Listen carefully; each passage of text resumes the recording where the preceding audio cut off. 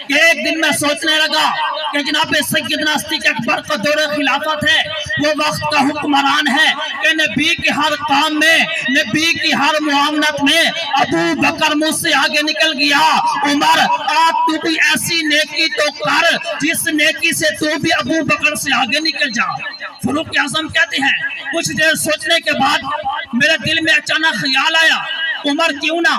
مدینہ سے دور 3 میل کے فاصلے پر ایک 80 سالہ نبینہ عورت رہتی ہے، کیونکہ میں جا کے اس کی خدمت کروں، کم از کم اس نیکی سے تو میں ابو بکر سے آگے نکل جاؤں۔ فاروق اعظم کہتے ہیں میں صبح نماز کے وقت اس اماں کے دروازے پہ پہنچا، میں نے دروازے کو دستک دی، میں نے کہا اماں مجھے اپنے پاس خادم رکھ لے۔ اس اماں نے کہا اے نوجوان میرے پاس تنخواہ کے پیسے تو نہیں ہے کہ میں تجھے اپنے پاس غلام رکھ لوں۔ اس جوان نے کہا اماں میں پیسوں کے لیے تیری نوکری نہیں کرنا چاہتا، میں اس رب کی رضا کے لیے تیری نوکری کرنا چاہتا ہوں۔ اس اماں نے کہا اے لڑکے تیرا نام کیا ہے؟ تو فاروق اعظم نے کہا، میں نے فوراً جواب دیا اماں مجھے عمر ابن الخطاب کہتے ہیں۔ اس اماں نے کہا اے عمر تو بہت دیر سے آیا ہے، ایک آدمی آیا تھا میرے گھر کا کام کاج بگڑ گیا، میری بکری کا چارہ بھی کاٹ کر دے گیا، مشکیزے میں پانی بھر کر مجھے دے کے چلا گیا ہے۔ فاروق اعظم کہتے ہیں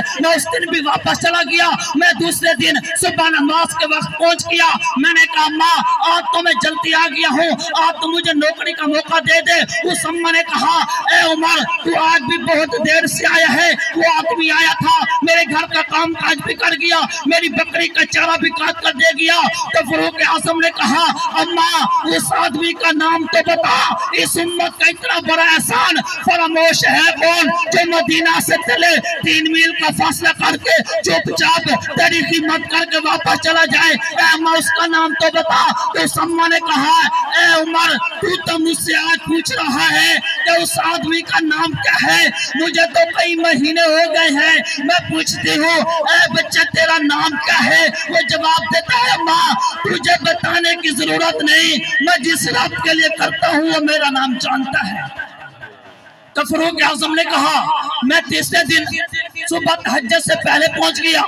میں نے دروازے کو دستک دی، میں نے کہا ماں آج تو میں جلدی آ گیا ہوں، آج تو مجھے خدمت کا موقع دے دے۔ اس اماں نے کہا اے عمر تو آج بھی بہت دیر سے آیا ہے، وہ آدمی آیا تھا میرے گھر کا کام کاج بھی کر گیا، میری بکری کا چارہ بھی کاٹ کر دے گیا، اب وہ آدمی مشکیزہ لے کر کنویں پہ گیا ہوا ہے پانی بھرنے کے لیے۔ فاروق اعظم نے کہا چلو یہ میں نیکی تو نہیں کر سکا،